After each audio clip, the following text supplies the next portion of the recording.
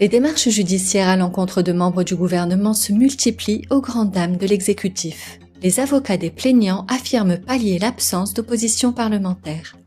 Bien qu'elles ne fassent pas la une des médias, les procédures judiciaires à l'encontre du gouvernement se multiplient, près d'une trentaine à en croire Le Point.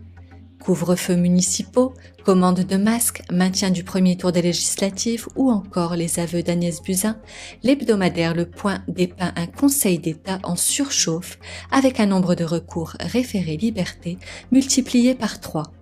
Des procédures judiciaires qui agacent au plus haut sommet de l'État.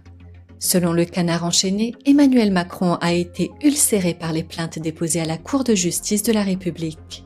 Certains avocats, quant à eux, se plaignent de voir le Conseil d'État prendre presque toujours parti pour les décisions gouvernementales, au point qu'ils se posent des questions sur la véritable impartialité de la haute institution judiciaire. Bon, alors la procédure, elle en est à son stade initial. Le confinement fait que le délai d'instruction est peut-être un petit peu rallongé, ce qui est normal. Une commission des requêtes composée de magistrats de la Cour des comptes, le Conseil d'État et la Cour de cassation devra regarder si la plainte doit aller plus loin, ce qui ne fait pas de doute réel. Et donc sa chance d'aboutir à une enquête pénale pour aller creuser la réalité de ce que savait Madame Buzyn et ce que savait Monsieur Philippe est tout à fait sérieuse.